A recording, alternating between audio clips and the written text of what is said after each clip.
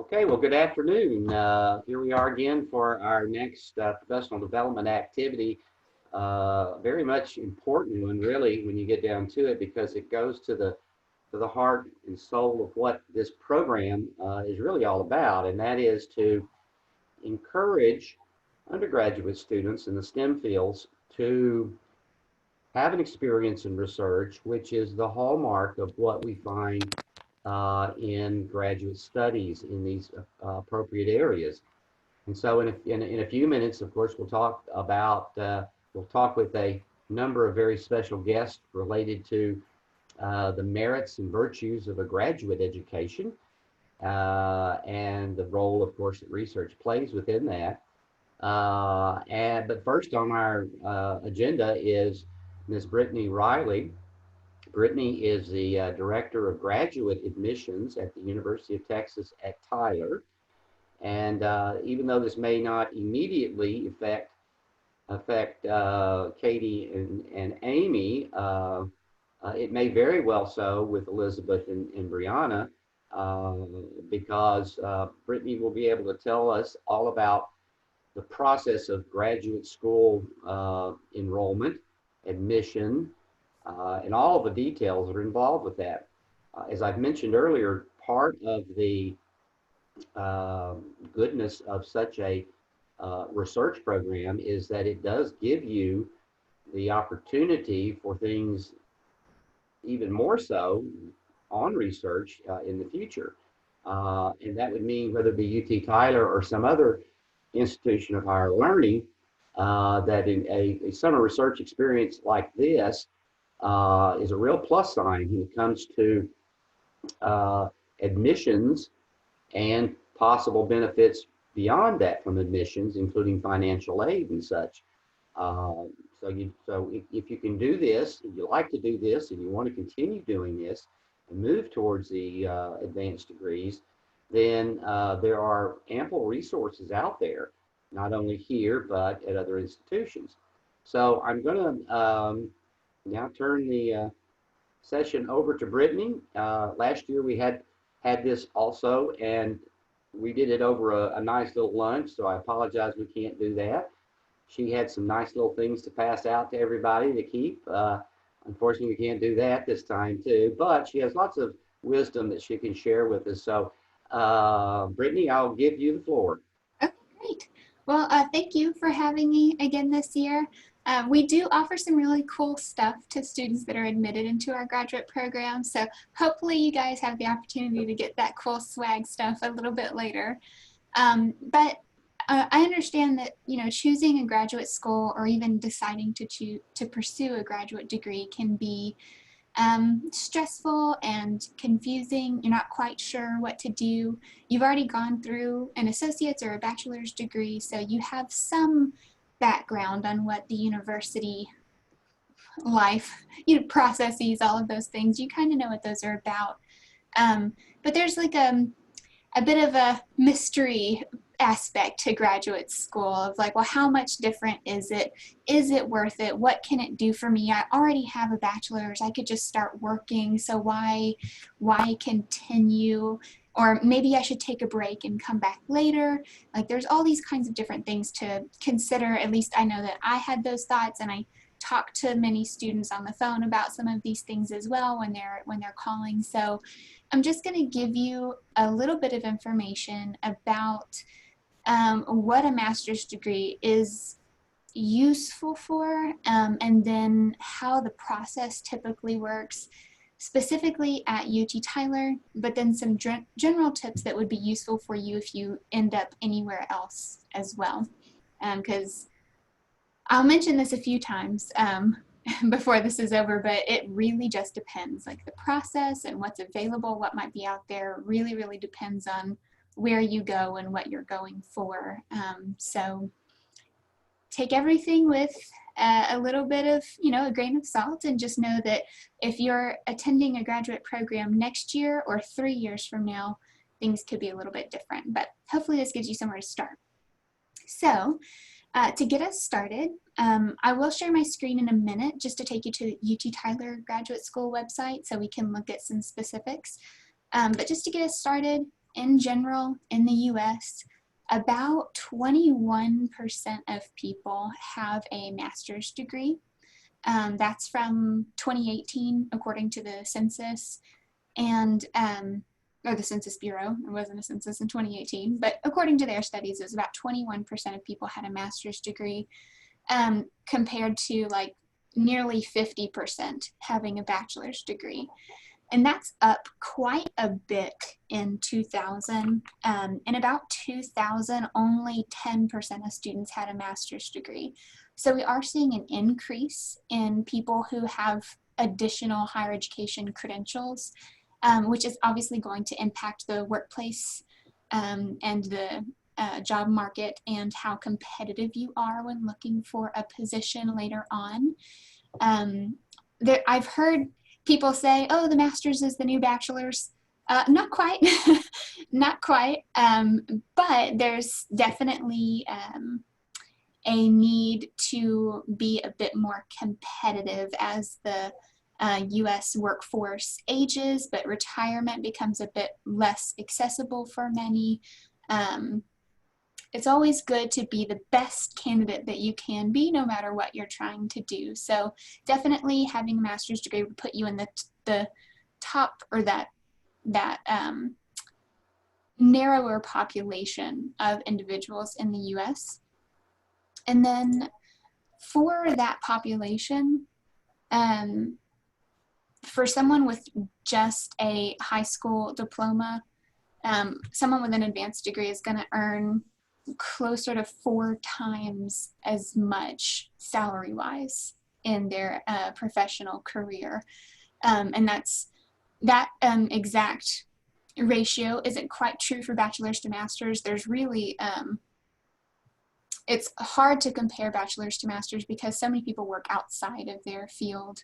But there is definitely also a positive correlation between the ratio of earnings for bachelor's and master's degree recipients, and then of course doctoral degrees as well, because I'm focusing mainly on master's only because we don't offer a PhD in computer science at UT Tyler.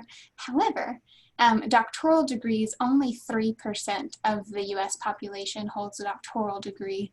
And if you guys are interested in research, definitely a PhD would allow you to really dig deep into your area of expertise and make a mark on your field. So if you're interested in that, the PhD pool is very limited, quite special and narrow. So you'd be part of an even more elite population, I guess. I don't want to say elite like better, but just narrow. A small population of people in the US actually hold a PhD.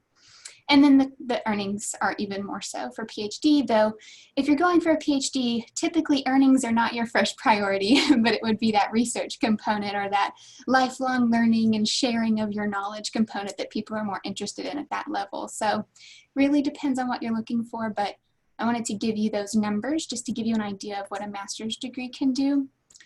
And then as far as the job market for individuals in computer science and information technology programs, the growth in that area is pretty good for like the rest of 2020, like through 2030.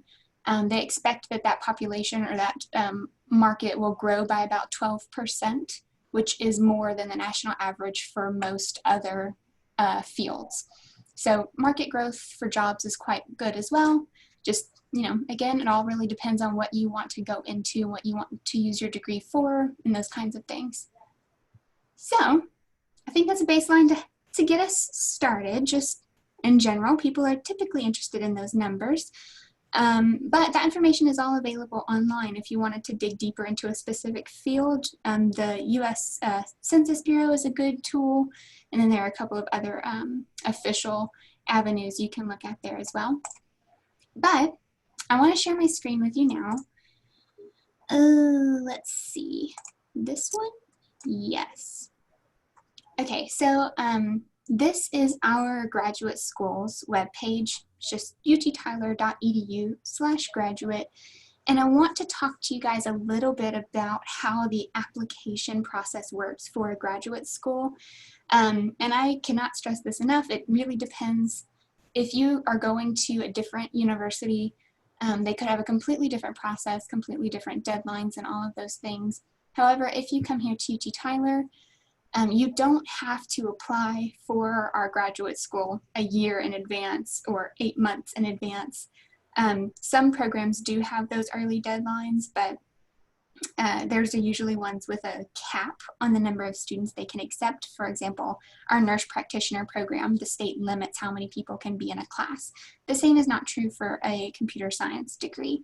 So the application deadlines are quite flexible. You could apply a month or two in advance, as early as 9 months in advance for your program. You can apply for fall, spring, or summer admission. It's really flexible in that area as well.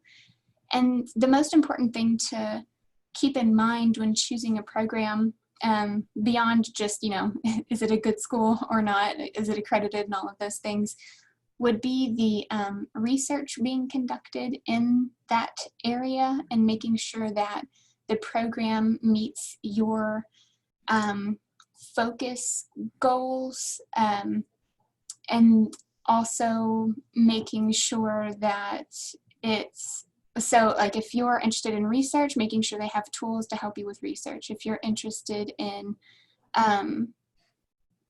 getting a better job and just moving on straight from master's into a career, making sure that they have career success tools available for you. So if you, depending on your program, as I understand, not all of you may be computer science majors. I apologize for focusing in on that area, but it could be any other program, an engineering program or a arts and sciences program. Making sure that the school that you choose is helping you meet either your research or your career goals is super important. And then also making sure you meet the program's criteria and what they are looking for in a candidate. So graduate schools are much more give and take than undergrad. Undergrad, usually the admissions office is just admitting everyone, and then you talk to your advisor later and you meet a degree plan and you're good to go. For a master's degree, you are being chosen by the faculty to join them as a graduate student and to potentially work on with them on their research and all of those things. So it's not just a meet these criteria and you're in. It's a meet these criteria and we'll take a look and see if you can be a part of our program. So being aware of what they're working on and their requirements is super important. If you were ready to take this step and you've decided after conversations like these that you are going to attend a graduate program, I recommend going straight into it if you can after your undergraduate degree. And you don't have to. I'm sure you would come back later. Lots and lots of people come back later in their life. But going straight into it, you haven't gotten out of that routine of being a student yet, and it's much easier. So saying that you are going to do that and all of you would be entering a program soon, the basic process that you would follow is to apply. So for UT Tyler, we have our own application for the graduate school. You would just hit apply now, submit your application, and then we would ask you for specific documentation depending on your program. So for biology, it would be things like a research statement of what you're interested in working on, your official transcripts and your GRE scores. Those things would be common no matter what program you're applying for, pretty much. Letters of recommendation, those kinds of things. And then once everything is in, the biology faculty, their committee will meet and review your application and either extend an offer of admission or a denial. And if they are admitting you, an individual faculty member would reach out and say, I am interested in taking you on and having you work with me on my research in this program. And then you would either confirm that position with them or decline your spot in the program, pretty much. Like I said, it's going to vary. I can't say that enough. Y'all probably get tired of me hearing that, of me saying that, but I don't want to make it seem as though these programs, like, oh yeah, this is what I will do. this is what it could look like. It really depends on where you go and what you're doing. But yeah, so submit your application, submit your documents, the faculty will review, then you're admitted, and then it kind of, your first semester will take the shape mostly of an undergrad semester. You'll enroll in your courses, you'll meet with your advisor about your degree plan, you'll apply for financial aid, which I'll talk about a little bit. All of those things are going to be pretty similar. Your coursework itself will be quite different, I think, and the research part of it, the working with the faculty more closely, if you're a TA, the hosting a lab or working in a classroom, that will definitely be new for you. And all of those things are just part of the graduate school experience. So those will help you grow, and your faculty will be there to help you grow in that area as well, because they've been there, they've done that, they know what it's like, so they'll help guide you along the way. So it is going to be quite different from undergrad, especially if you end up doing an online program. Just throwing that out there. Lots of graduate degrees are going online now. So that could be something new and exciting as well. So I talk really fast. I try to slow down. I do lots and lots of webinars, and I forgot to invite you guys. Please ask me questions in the chat if you have them as we're moving along. I'm happy to discuss any topic in more depth or just clarify anything that doesn't make sense. I do have the chat open and I'm monitoring that. So if you guys want me to talk about anything else or about one topic in particular more, please let me know. But I do want to move on to the topic of financial aid, since I mentioned it. Graduate students can qualify for financial aid, scholarships, other types of funding. I get asked that quite a bit. Graduate students can submit the FAFSA or the TAFSA, same as when you were an undergrad. And while the awards that you may qualify for will look different, there are things out there for graduate students.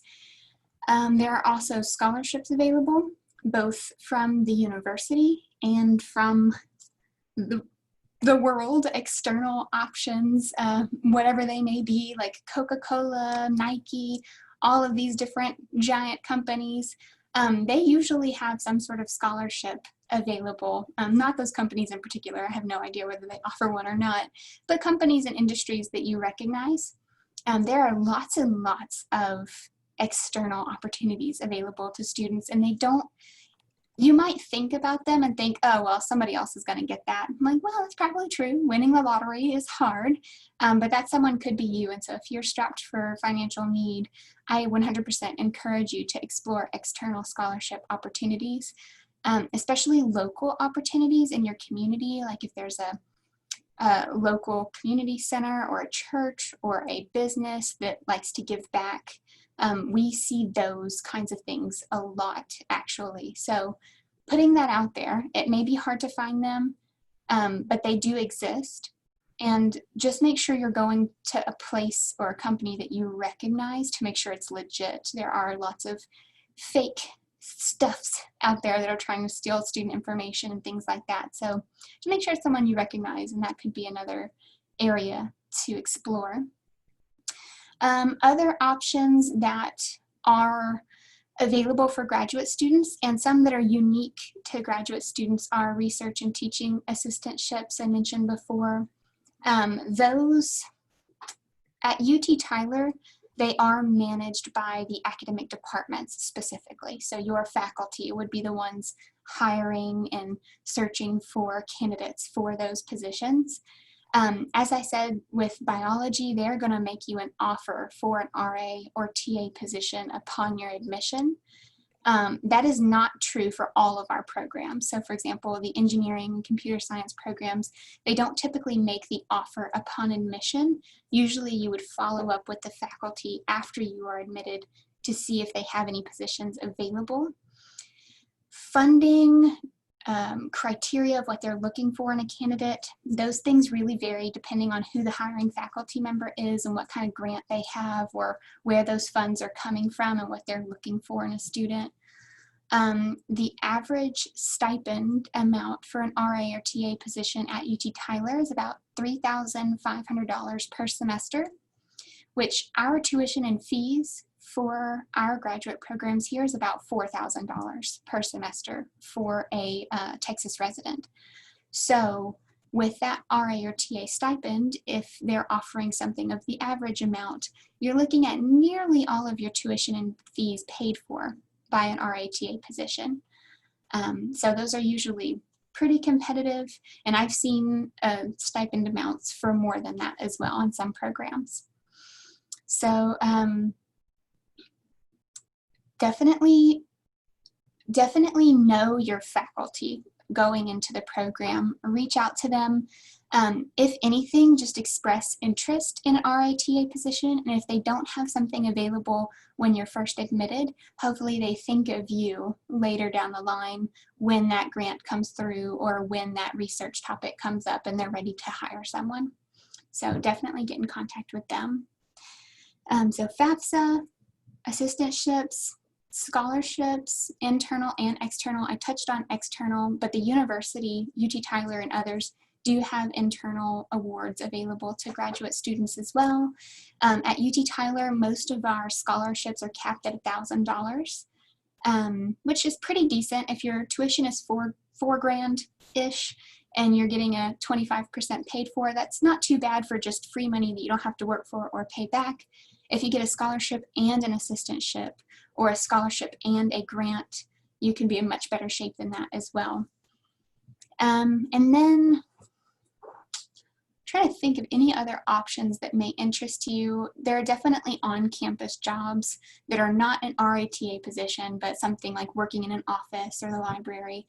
Those exist. Those are usually going to pay $10 to $15 an hour. They don't come with any special benefits, but of course, getting some work experience is never a bad thing as well.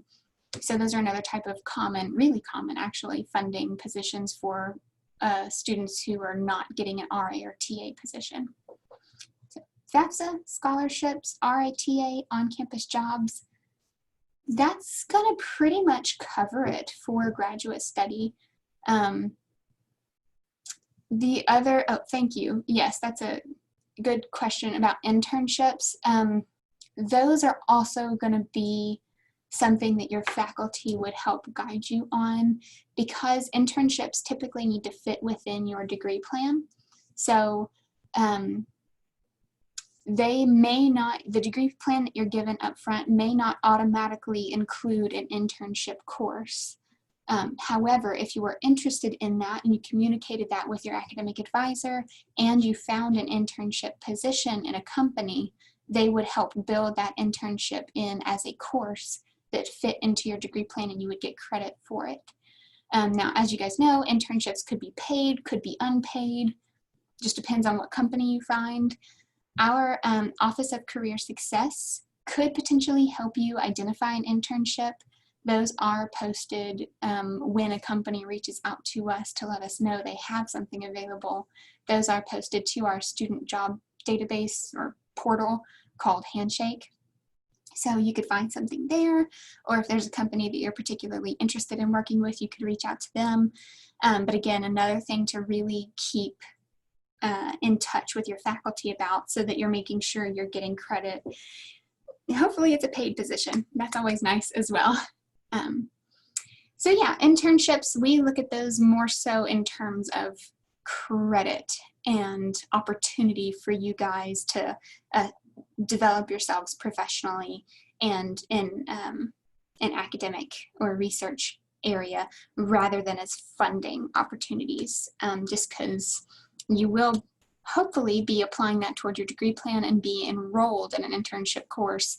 And so you would be paying for that course as well. So don't know that they save you money, don't know that you earn much, but well, earn much in terms of financials, but you earn definitely that experience. So application process, tips and tricks, funding, those are pretty much the big things to know when it comes to graduate school. I will encourage you guys, which I've said it before, but reach out to your faculty in advance of applying, or reach out to the faculty at the school you're going to in advance of applying. They typically won't tell you, yes, you're a good candidate, you should apply, you'll get admitted. Because usually it requires the entire faculty committee to review all of your documents and actually make a decision. They don't want to make any promises up front. But they can provide you with exact knowledge about some of these topics so that you're more prepared for their application process, and you know what to expect, whether you'll be getting a funding offer with the admissions letter, or if you need to apply to something separately, that's something you need to know when you're going into it so that you can meet deadlines or whatever those may be. So definitely reach out.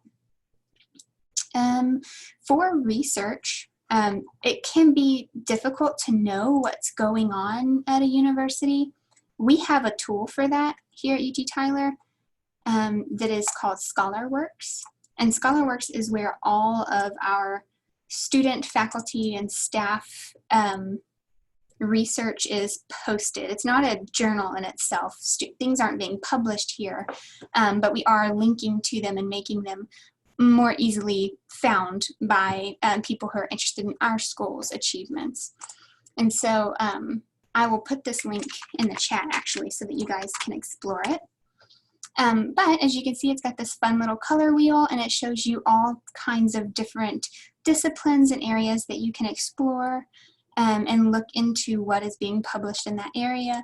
And most importantly, this can help you identify faculty that you want to work with, and you can quote some of their material and say, I saw you published this 2 years ago. I'm extremely interested in that area. I'm emailing to see if you have any research positions available or if you're still working on something like this.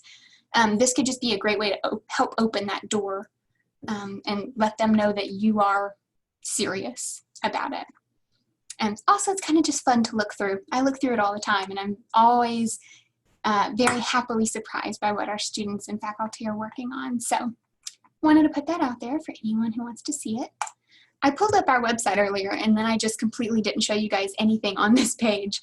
So just to wrap us up here, I think, unless you guys have questions about any other topics that I can talk about, if you were interested in studying at UT Tyler, this is our website, uttyler.edu/graduate.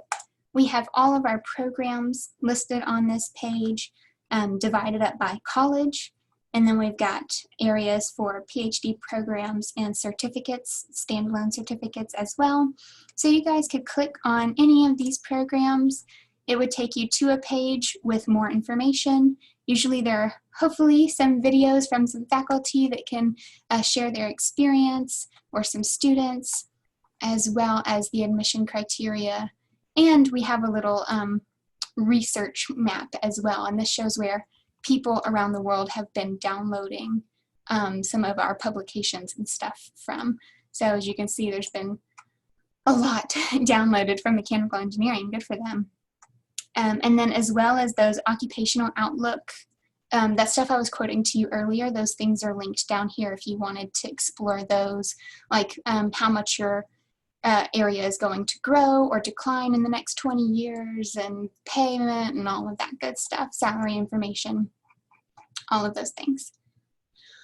Dual bachelor's and master's, yes, we do actually offer some, we call them 4+1 programs here at UT Tyler, and we have 4+1 programs in 6 areas right now.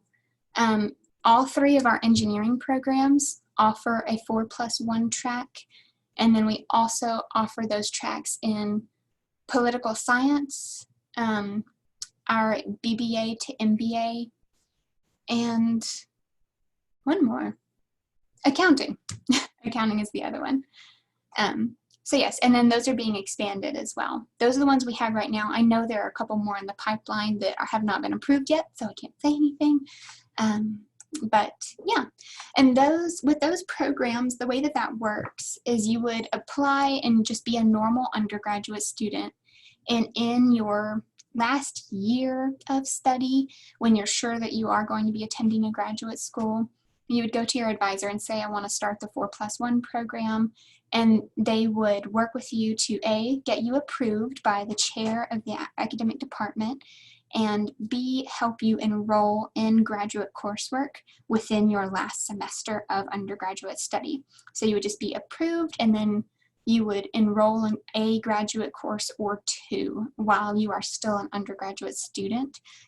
And then once you've successfully completed those classes and graduated from your bachelor's degree, you would be admitted into the graduate program and continue on with that coursework.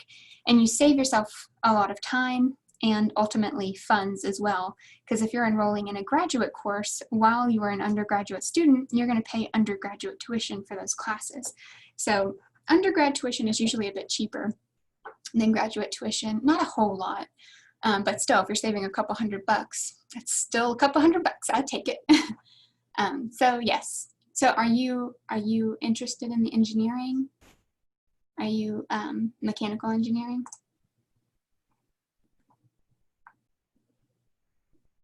I'll wait for your reply. Let's see.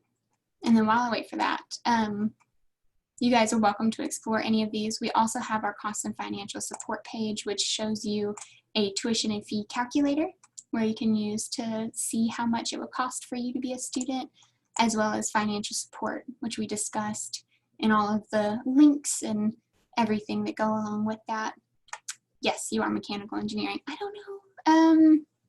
I think Dr. Brown, if she wanted to talk a bit more about how that works, she would be a great resource to go to for more information if you were interested in 4+1. I'm volunteering you. Hope that's okay, Dr. Brown. But yes, definitely an opportunity that you could take advantage of. I was muted, but that's okay. Yes.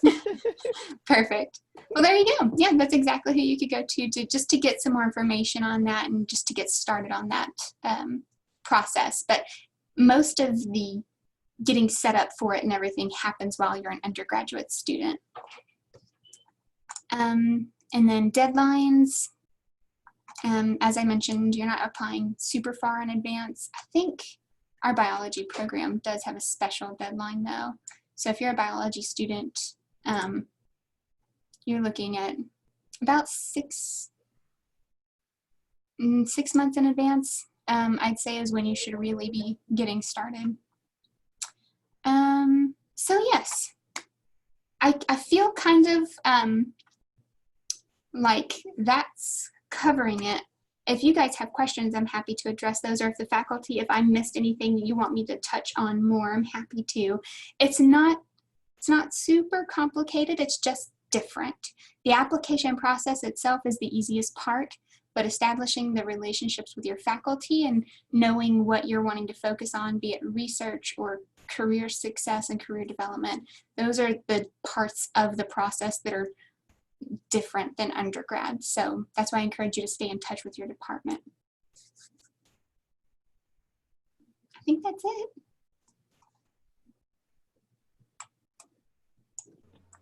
Thank you so much, Brittany. Yeah. That was very good.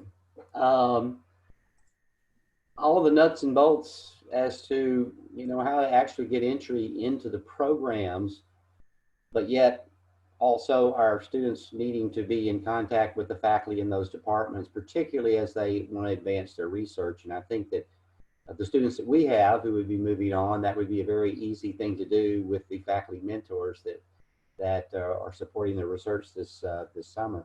But we really appreciate your being with us today and providing us with that good information. Yeah. I'm sorry. No, it's okay. But again, if you have any other questions, Brittany D. Riley at UT-Tyler.edu, or is it? Let me do, I'm going to type it in the chat real quick. Put that in the chat. I'm going to do OGS instead. That's our office inbox, and my team are much faster at responses than I am personally. This is true. So, all right, well, I won't take up any more time. I tried to keep it short. It's very difficult because everything depends. So please do reach out to me if you have questions, and I'll be happy to dig into more specifics.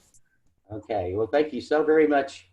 And we'll look forward to, well, next year's iteration. Yeah. Right? All right, bye-bye.